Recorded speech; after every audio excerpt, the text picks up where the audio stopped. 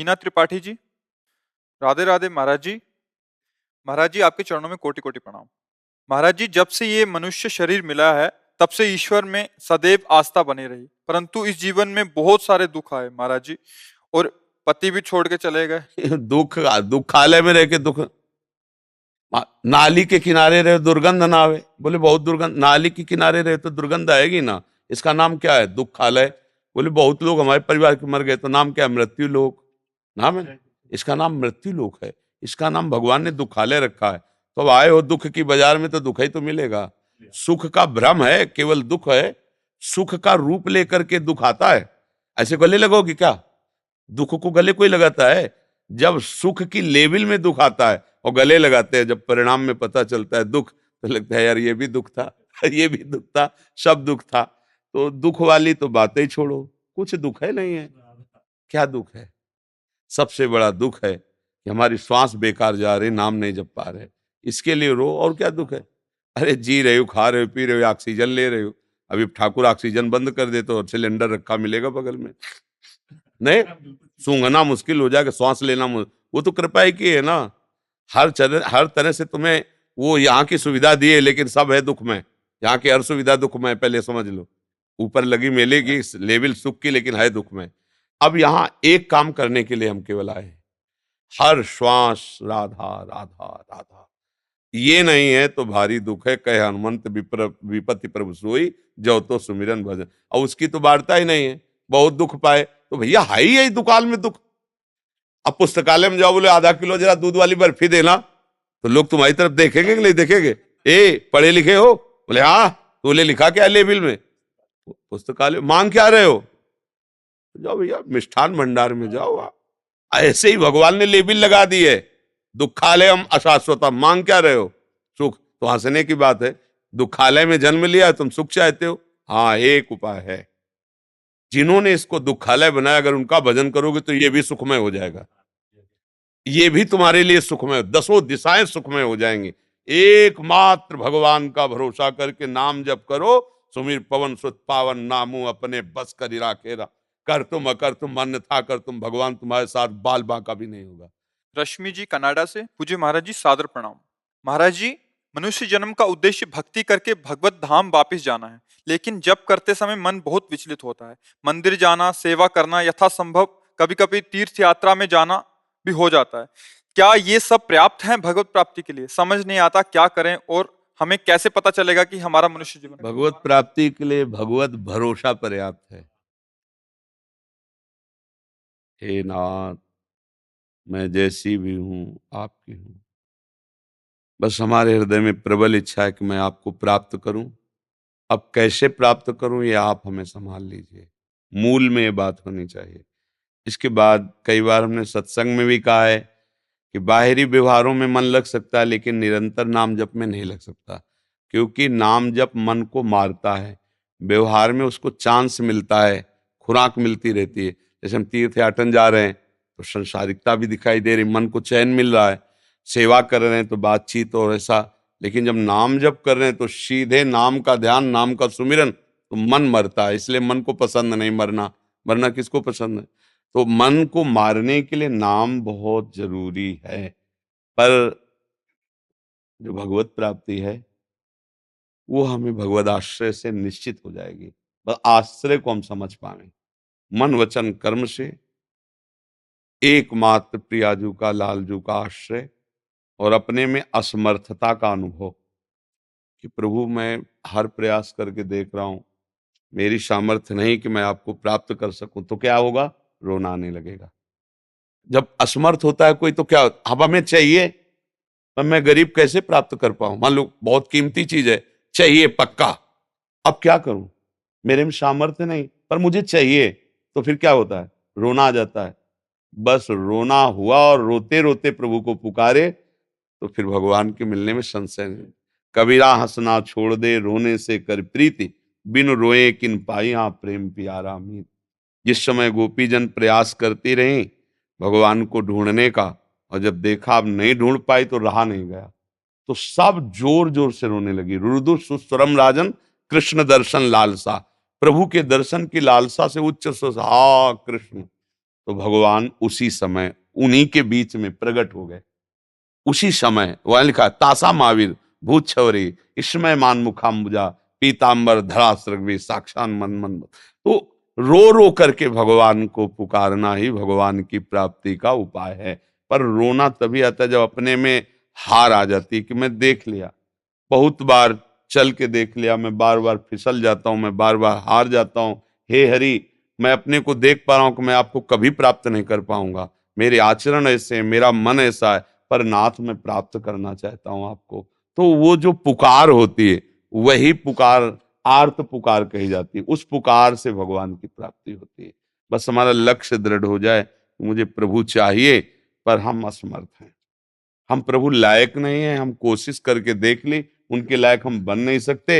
हे नाथ, अब आप अपने लायक बना लो, पक्का भगवत प्राप्ति हो जाएगी। कैसे भी हो तुम, परिणाम में तुम्हें भगवत प्राप्ति हो जाएगी, क्योंकि आपने जो अपने हृदय की बात रख दी ना, तो भगवान दोनों पक्ष को देख रहे, आपको भी और अपनी माया को भी, कि मेरी माया कितनी प्रबल है, अभी मेरी शरण में आ गया, अब बस बात बन जाएगी। समझ रहे ना जी। आप मधुपुरी ले आते हैं, हमारी बात है, मतलब आपके दर्शन हुए, अब सब आपको याद करें, एक बार आप आओ। अब बस इसी रोग ने हमें बांध दिया, नहीं तो महीना मुश्किल होता था, 2-3 दिन राधा बाग में रहना, आप ब्रजवासियों की जूठन पाना, यही हमारी सामर्थ्य है। बाबा ये तो आप एक कैमरे हैं, पर हमें बड़ी कृपा करी। हाँ, बस यही हमारी लाडली का चमत्कार है। मतलब डॉक्टर भी जैसे हम ये लोग ले गए हैं ना, तो जैसे सामने खड़े तो उनका मरीज को सामने लाओ, तो ये खड़े तो हैं, वो ये मरीज है। तो केवल मेरी लाडली का जो प्रभाव है ना, ब्रह्मेश्वरादि शुद्धरूप पदारविंदो श्रीमत पराग परमाद्भुत वैभव आया। स्वामिनी का वैभव उनके निजजन ही जानते हैं, नहीं तो लालजू का ही सब वैभव जानते हैं। और जहां लालजू अपना वैभव भूलकर स्वामिनी के सामने मांगत लाल लाडिलो नागर, जहां कृपा की याचना अखिल कोटि ब्रह्मांडों का ईश्वर करता है, किसी का माथा कैसे समझ पाएगा। जहां अखिल कोटि ब्रह्मांडों का ईश्वर भी पीकदानी लिए खड़ा है, वहां तो वो हमारी महाराली जो है, हमारे कर्म ने, पूर्व कर्म ने तो हमें नष्ट कर दिया, मतलब खत्म। अब हमारी लाडली से हम जो चल रहे हैं ना, हमारी बैटरी लाडली है। उन्हीं से हम चल रहे। अब जैसे 1 बजे से चल रहा है, रात्रि के 1 बजे अपनी दिनचर्या करके निकल के 2:30 बजे यहाँ के यहाँ सब चल रहा है, रात्रि से चलता है। हाँ, 4:15 बजे तो सत्संग प्रारंभ हो जाता है, उसके पहले खूब नाम कीर्तन राधा नाम का, ऐसे। ये हमारी सामर्थ्य नहीं है, स्वस्थ पुरुष की सामर्थ्य नहीं है। 3 घंटे कोई लेटे और नींद ना आवे, और फिर इसके बाद जगकर दिनचर्या होती रहे, तो शरीर में पीड़ा हो, चलने फिरने की सामर्थ्य, कोई दिन ऐसा नहीं जिस दिन उल्टी का हो आवेश, किडनी खराब, पग पग पे कष्ट, लेकिन पग पग पे दुलार लाडली का, उसी दुलार से हम तो इसीलिए तो हम सबको कहते हैं, अरे राधा राधा बोलो, लाडली से आंख मिलाओ, क्या रह जाएगा तुम्हें, जो चाहिए वो मिल जाएगा। साक्षात महारानी जो बैठी हैं, हमारे पूरे संपूर्ण ब्रजमंडल की अधिष्ठात्री स्वामिनी, और अखिल कोटि ब्रह्मांडों के ईश्वर की भी ईश्वरी, तुम्हारी समझ में नहीं आ रहा। राधा राधा बोलो, श्री जी से आंख मिलाओ लाडली, और ऐसी करुणामयी सरकार, साफ ज्ञान विज्ञान झाड़ू लगाने योग्य हो जाता है इनकी कृपा के आगे। ने कहूं न रिस कहूं, भूली हूं न होत सकी, रहे तो प्रसन्न सदा। हमारी स्वामी जो कभी नाराज नहीं कि बहुत दुष्ट है, मेरी बात ही नहीं मानता, हर बार गलती करता रहता है। ने कहूं न रिस कहूं, भूली हूं, कभी स्वामी जो अपराधी नहीं मानती है। अवगुण करे समुद्र सम, गणत ना अपनो जान, और राई के सम भजन को मानत मेरु समान। हमारी स्वामी जी जो है ना, अगर समुद्र के समान अपराध बन जाए, तो लालजू से कहते मेरा है, फिर भी तुम इसे अपराधी मान। बोले नहीं जी नहीं, बिल्कुल अपराधी नहीं। अलुल्लिख्यालंताल तदपराधान मधुपतिर महाप्रेमाविष्टम, तो परम देयम विंशति तवैकम श्री राधे गृणति नामामृत रसम। बोला राधा, तो श्री जी ने ऐसे देखा तो लाल जी ने पूरा रजिस्टर फाड़ दिया, उसका जो जन्म जन्मांतर रोका था वो अनुलिख्या, आगे लिखेंगे नहीं अपराध, क्योंकि महारानी जी का नाम लिया है और महारानी जी का ये जन है। लालजू भी डरपते हैं, हाँ, जिससे लालजू डरपते हैं वो केवल महारानी जो है, उनकी भ्रकुट टेढ़ी हो जाए महारानी जी की, तो सखियों के चरण छूने लगते हैं कि मना दो। मान धारण कर लिए लाडली जू, नहीं तो लालजू ऐसे कि अगर भ्रकुट तान ले तो काल भी थर्रा उठे। वो महान ईश्वरों के भी ईश्वर, लेकिन हमें ऐसा दरबार मिल गया जो जन्म जन्मांतर की तपस्या से भी नहीं मिल सकता। मेरी लाडली जू ने अपना बना लिया। बस हम ये कहते भटकते काहे को यार, तुम्हें किसी के आगे हाथ जोड़ने की जरूरत नहीं, किसी के चमत्कार की जरूरत नहीं, बस राधा राधा बोलो, देखो क्या नहीं हो। पर इसमें बोलना पड़ता है ना, उनको लगता है कि 100-200 रुपया दे के कोई जंतुर बांध दे जो इसीलिए भटकना है, जो ये लोगों का भटकना है ना। हम कह रहे हैं अगाध करुणा सिंधु कामधेनु स्वरूपा चिंतामणि स्वरूपा हमारी लाडली, तुम करके तो देखो, राधा राधा राधा राधा। बाबा बरसाने वाले ने प्रश्न किया कि हमारी तरफ से पूछी हुआ बात है कि बरसानो याद ना आवे। आप सही पूछो तो हमारे सामने लाडली लाल की छवि विराजमान है, और जितने बरसाने की माला आती है ना श्री जी की, वो सब सिराले रखी है। याद तो उसकी की जाती है जिसको भूला जाता है, वो तो क्षमा गई है।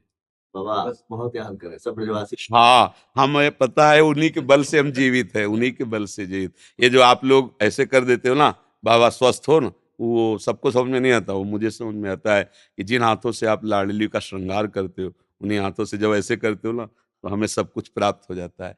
दीपक सिंधवानी जी मुंबई से। जय श्री हरिवंश महाराज जी, आपके चरणों में कोटि कोटि प्रणाम। महाराज जी, मैंने मेरे सदगुरुदेव भगवान से मंत्र दीक्षा जब प्राप्त की, उस समय साधन भजन में काफी उत्साह रहता था। काफी वर्षों तक उनके सानिध्य में रहकर सेवा साधना का सौभाग्य मिला। कुछ समय पूर्व जब मेरी उन्नति हेतु कुछ डांट फटकार गुरुदेव ने की, तो मैं उसे पचा ना पाया, सत्संग से विमुख हो गया और धीरे धीरे अकेले रहने के कारण निराशा में आ गया। अनजाने में कुछ शास्त्र विरुद्ध आचरण भी हो गए। उन्होंने कई बार संकेत में भी समझाया, बट मैं समझ नहीं पाया। महाराज जी, मेरा मार्ग बात ये होती कि परमार्थ में सबसे ज्यादा नाश करने वाला जो शत्रु है वो अहंकार है। हमारे प्रभु हमारे गुरुदेव जब देखते हैं कि इसके अहंकार पर कोई फर्क नहीं पड़ रहा, तो अहंकार को कुचलना चाहते हैं। जब वो अहंकार के कुचलने का ऑपरेशन करना चाहते हैं, तभी थिएटर से भाग जाता है मरीज, मरीजे भाग जाता है। क्योंकि अहंकार संसर्ति मूल शूल प्रदनाना सकल शोकदायक अभिमाना। तो हम जीवत्व अभिमान में, देहाभिमान में जो हम गुरुजनों की शरण लेते हैं, और जहां वो तुम्हारे अभिमान पर ऑपरेशन करना शुरू करते हैं, तहां भाग पड़ता है उपासक। अगर भागे ना, वो वहीं रुक जाए, तो जीवन मुक्त बना के छोड़ते हैं महापुरुष। वो अहंकार हम बचाए रखते हैं। हमने तो कोई गलती नहीं की, फिर डांटा क्यों? तो सोचना चाहिए ना, भगवत प्रेमी है महात्मा, फिर डांटे क्यों? मतलब कोई ना कोई तो आंतरिक राज से हम जानने, हमें और डटना चाहिए। वो जब दुत्कारे तो हमें और नजदीक होना चाहिए कि कोई है बात। जब वो बुला रहे हैं, दुलार कर रहे हैं, तब तो लग रहा है कि हमारे गुरुदेव हों। जब वो भगा रहे हैं कि आज के बाद गेट में ना घुसना, तो ठीक है महाराज, हम गेटे में बैठे मिलेंगे, जब आप निकलोगे तब हम मिलेंगे, हमारे पास दूसरा ठौर नहीं, तो काम बन जाए। एक प्रसंग में संदीपनी जी जब अपने गुरुजी के पास रहते थे, तो बहुत से शिष्य थे, उन्होंने प्राण समर्पित करने का भाव दिखाया। संदीपनी जी ने गुरुदेव की श्रीअंग सेवा से धैर्य प्राप्त किया था। एक कहना कि मैं आपका हूं, और एक होना अंदर से, इसमें अंतराय होता है। कहने वाला फेल हो सकता है, होने वाला नहीं। अब उन्होंने अपने को पागल साबित कर दिया, संदीपनी जी के गुरुजी ने। लघुशंका हाथ में लेके ऐसे फेंकना, थूकना, ईंट मारना, ऐसे भागना शुरू हुआ। सब भाग गए। कुछ समय बाद स्वस्थता की लीला की कि अब मैं स्वस्थ हो गया हूं। तब देखा कोई नहीं। संदीपनी जी से पूछा, तुम क्यों नहीं भागे? तो उनका गुरुजी, आपको फिर स्नान कौन कराता, भिक्षा मांग के कौन लाता, आपको पवाता, तो हमने तुम्हारे साथ गलत व्यवहार नहीं किया। बोले प्रभु, गलत व्यवहार तो तब हो जब दूसरा कोई हो। ये तन ये मन प्राण आपको समर्पित हैं। आप चाहे इन्हें मारो, चाहे पीटो, चाहे दुलार करो, चाहे गोद में बैठा लो, चाहे हमें आप नाली में बैठने के लिए कह दो, ये तो आपको हमने दे दिया है। बहुत प्रसन्न है। बोले बेटा, मैं जिस भजन के बल से जिस भगवान को प्राप्त होऊंगा, वो भगवान तुम्हारा शिष्य बनेगा आके। तो जगत गुरु भगवान कृष्ण नीचे बैठे और संदीपनी जी आसन में बैठे। गुरु प्रताप समझना होता है। समर्थ स्वामी रामदास जी के पास हजारों शिष्य थे, तो जो 2-3 सेवा करने में प्रधान थे, उनसे ईर्ष्या करते थे। एक दिन प्रश्न किया कि आपके समीप एक ही है, क्यों सेवा में नजदीक रहते हैं, हम लोग भी तो हैं। स्वामी जी ने कहा कि समर्पण की कमी के कारण श्रीअंग सेवा का अधिकार साधक नहीं प्राप्त कर पाता, समर्पण होना चाहिए। तो उनका, महाराज हमारे समर्पण में क्या, रात दिन आश्रम में रहते हैं, आपका दिया खाते हैं, आप जो आज्ञा करते हैं वैसे चलते हैं। ठीक है, कल फिर आना सब लोग। दूसरे दिन गए तो आसन में नहीं बैठे। क्या हुआ? बोले बहुत दर्द हो रहा है, यहाँ एक फोड़ा हो गया हमारे, रात रात में बड़ा विषैला फोड़ा हुआ, पट्टी बंधी हुई थी ऐसे और पैर ऐसा तो उनका गुरुजी फिर राज वैद्य को बुलवाते हैं। बोले नहीं, इस फोड़े का उपचार भी हम जानते हैं। कोई शिष्य यहाँ मुंह लगाए और पूरा मवाद पी जाए तो वो मर जाएगा और हम ठीक हो जाएंगे। जो हजारों की भीड़ थी ला, पीछे ही खसकने लगे, मरना नहीं भाई, उनमें दो चार रह गए। तो उनका गुरुजी दवाई से ठीक हो जाए। बोले दवा काम नहीं करेगी, सब चले गए। वो जो एक अंग सेवा में थे, उनका गुरुजी बताओ कहाँ कहाँ से हम मुंह लगा के इस मवाद को पी जाए। तो उनका बेटा यहाँ से पी। तो कुछ लोग देखने के लिए खड़े थे कि कैसे पिएगा और मरेगा। उन्होंने जब पिए तो बोले गुरुजी ऐसे रोज एक फोड़ा हो तो हमारे तो आनंद आ जाए। बोले बेटा बिल्कुल ठीक हो गए। तो सब लोगों ने पूछा मरे? बोले मरे कैसे, इतना मीठा अमृत जैसा रस था। और वो लंगड़ा आम जो है गुरुजी फिर सबको बुलवाया और कहा देखा, इसे कहते समर्पण। हमने कहा था पियोगे तो मर जाओगे, तो गुरु की वाणी तो समर्पण होता कि आपके लिए ही तो मरेंगे ना, हम पहले पीते हैं। कोई नजर नहीं आया जो एक अंग सेवा में था। ऐसे गुरुजनों में हमें कभी दोष दर्शन नहीं करना चाहिए। अगर हम पूर्ण समर्पित भाव हों तो हमें प्रभु के लायक बना देंगे। जो सच्चे संत होते हैं वो अहंकार का पोषण नहीं करते। आप खूब सेवा करो, इसके बाद डांट जहां मिले वहां सच्चाई है, समझ लेना। सेवा के बाद अगर प्यार दुलार और पुरस्कार मिले तो अभी कच्चाई है। जब सेवा के बाद और कड़ी नजर हो जाए तो समझ लेना बात यहाँ करेक्ट है और हमारी बात बन जाएगी।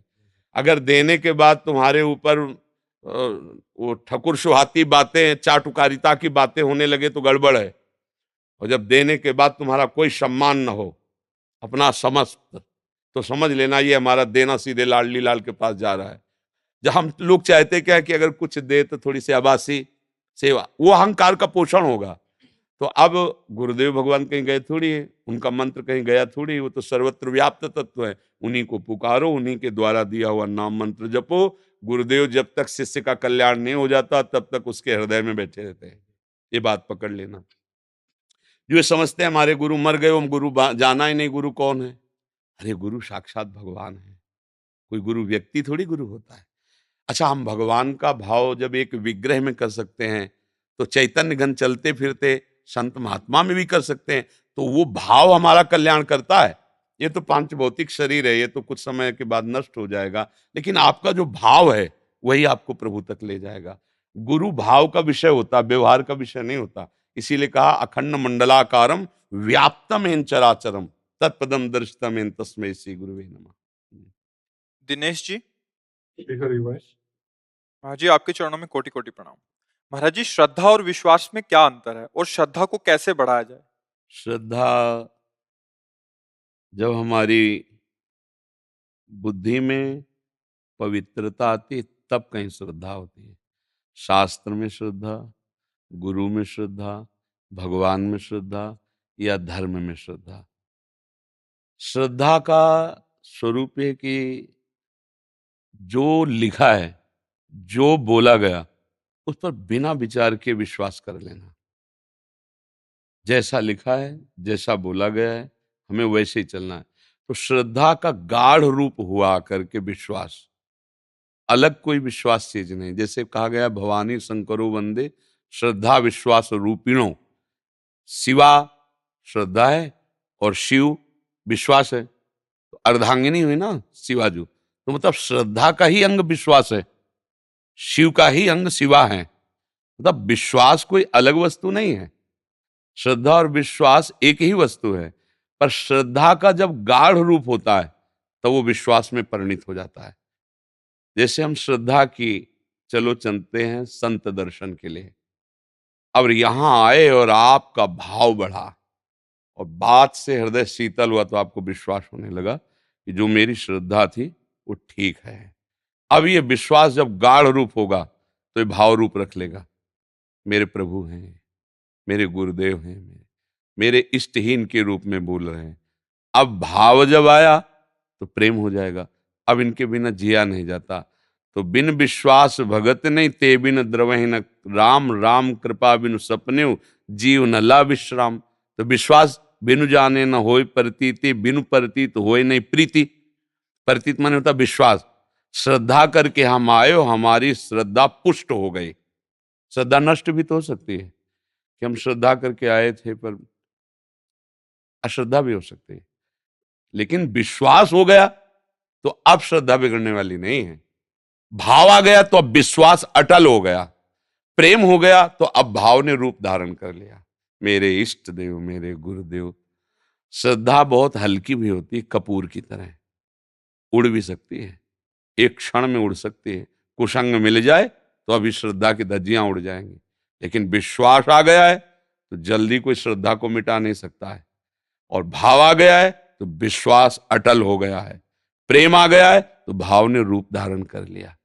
बोले सख्य भाव, दास्य भाव, गोपी भाव रूप धारण कर लिया, अब ये अटल हो गया। आप समझ रहे ना? श्रद्धा यथावत वचनों पर पूरा हमारा भाव है। ये संत हैं जो बोल रहे हैं, शास्त्र प्रमाणित हमारे मंगल के लिए। आप भाव करके आए हो, अभी नहीं जानते हो। आप जैसे जैसे जानोगे वैसे वैसे विश्वास दृढ़ होता जाएगा। तो श्रद्धा का ही फल हुआ विश्वास, विश्वास का फल हुआ भाव, भाव का फल हुआ प्रेम, और प्रेम का कोई फल नहीं होता। प्रेम तो फल का रस है, प्रेम ही सर्वोपरि है। समझ पाए आप? भगवान ने गीता जी में भी कहा है, श्रद्धावान लभते ज्ञानम तत्परा संयतेन्द्रिया, ज्ञानम लब्ध्वा परम शांति मचिरेणाधिगत। जो श्रद्धा करता है वही ज्ञान प्राप्त करता है, जो ज्ञान प्राप्त करता है वही जितेंद्रिय होता है, जो जितेंद्रिय होता है वही बोधवान होता है। दूसरा जो ज्ञान शब्द है वो बोध का है, और जो बोध को प्राप्त होता है वही परम शांति को प्राप्त होता है। मूल श्रद्धा ही है, पर श्रद्धा विश्वास में बदल जाए। प्रायः श्रद्धा बदलती रहती है, पहले हमारी उन पर श्रद्धा थी, अब नहीं है, बदलती रहती ना। और विश्वास, तुम कुछ भी कहो, मुझे दृढ़ विश्वास है क्योंकि मैंने देखा है, मैंने सुना है, मैंने अनुभव किया है। फिर भाव, अब विश्वास की उसमें शपथ देने की जरूरत नहीं, अब तो भाव मेरे प्रभु हैं, तेरे कहने सुनने से कुछ नहीं होता, मेरे प्रभु। अब विश्वास भाव में बदल गया, परम शांति। अब वहां कोई संशय की गुंजाइश नहीं रह गई। तो इसीलिए कहा कि याभ्याम बिना न पश्यंती, जिसके बिना आप नहीं देख सकते, श्रद्धा और विश्वास के बिना। है तो सर्वत्र, पर श्रद्धा और विश्वास से ही उसे देख सकते हैं। मल्लिका जी, महाराज जी, हमारी गुरु जिन्होंने हमें अध्यात्म मार्ग में लगाया, उनका शरीर 1.5 साल पहले शांत हो गया। हमें अब कौन मार्ग आगे का दिखाएगा? वही जो गुरु ने बताया। गुरु का शरीर चला गया तो गुरु चले गए क्या? गुरु तो तत्व होता है ना, शरीर थोड़ी गुरु होता है। शरीर तो आज है, कल नष्ट हो जाएगा। गुरु ने जो नाम दिया, जो मार्ग दिया, वो सत्य, उसी पे चलो, मिल जाएंगे। अरे रामकृष्ण हरि कुछ तो बोला है ना गुरु ने, पकड़ लो, वही बात, पार हो जाओगे। गुरु बदलने से क्या है? मान लो गुरु बदला और हार्ट अटैक हो गया उनका भी, तो फिर कितने बदलो? क्योंकि शरीर तो लाश वाले है ना। गुरु की निष्ठा पकड़ो। गुरु ने जो मंत्र दिया, उपासना दी, फिर उसमें शब्द नहीं आना चाहिए मेरे गुरु नहीं।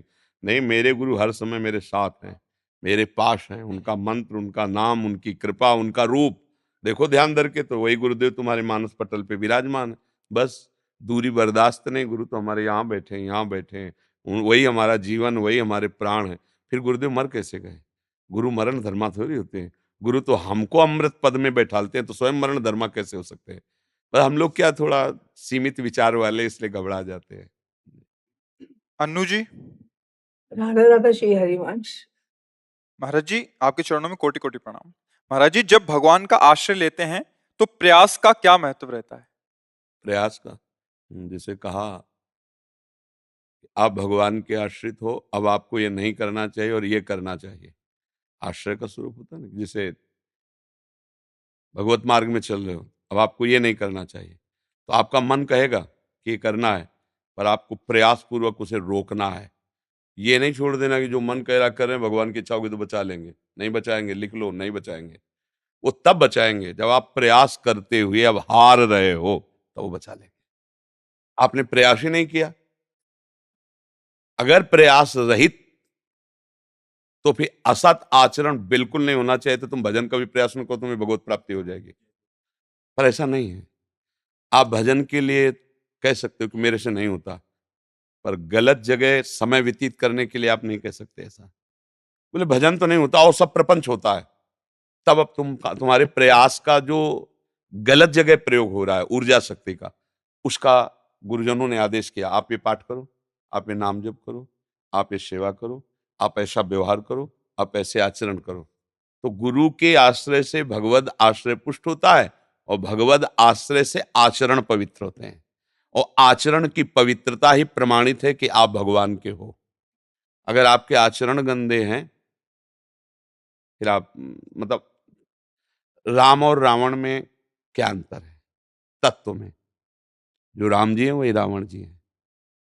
तत्व में एक ही तत्व सर्वत्र है ना, जो सब में रमा है वही राम है ना। तो जो राम जी विराजमान है वही रावण जी हैं।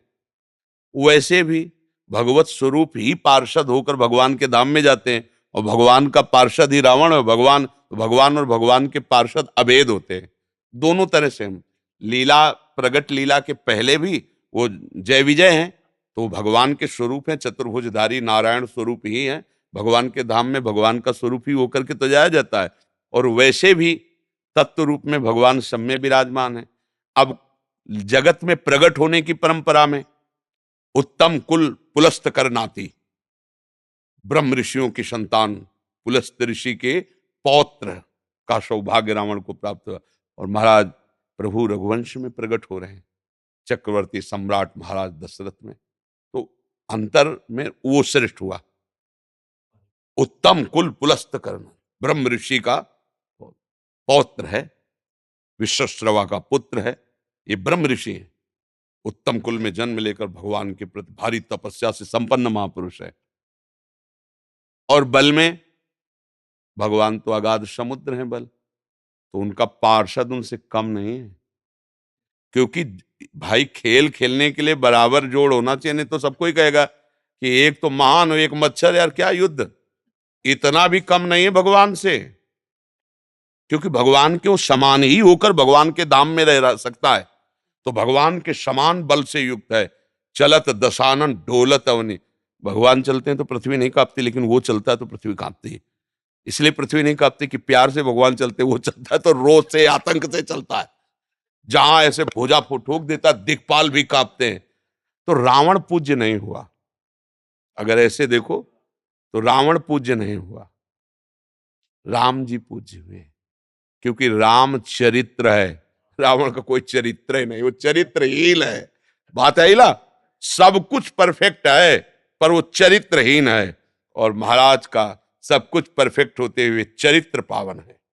भगवान श्री राम का चरित्र निष्कलंक, पूर्ण मर्यादा पुरुषोत्तम, इसलिए भगवान उसमें भी है। अच्छा, उसी ग्रंथ में चरित्र लिखा हुआ है। राम चरित्र की जब आरती होगी तो राम की भी हो रही है, रावण की भी हो रही है ना, उसी में तो है ना, राम चरित्र में उसका भी चरित्र है ना। तो हमारे यहां चरित्र ही प्रमाणित करता है कि आप किस कोटि के साधक हैं, किस कोटि के साधन में। क्या प्रश्न था? प्रयास। हाँ, तो प्रयास, आपका प्रयास करना ही है। जब आप इस स्थिति में पहुंच जाएंगे कि आपका अहंकार भगवत समर्पित हो गया, तब दोषों की कोई गुंजाइश ही नहीं रहती। इसलिए अब वो ही अनुभव करता है कि मैं कुछ कर नहीं रहा, प्रभु मेरे से करा रहे हैं।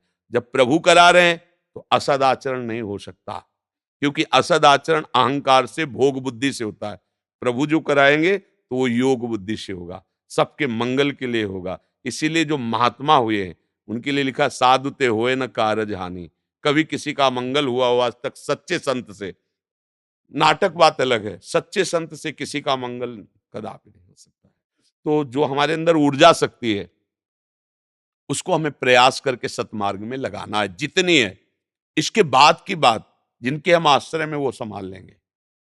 हम अपनी ताकत से प्रभु तक नहीं पहुंच सकते, पर हमें ताकत लगानी है।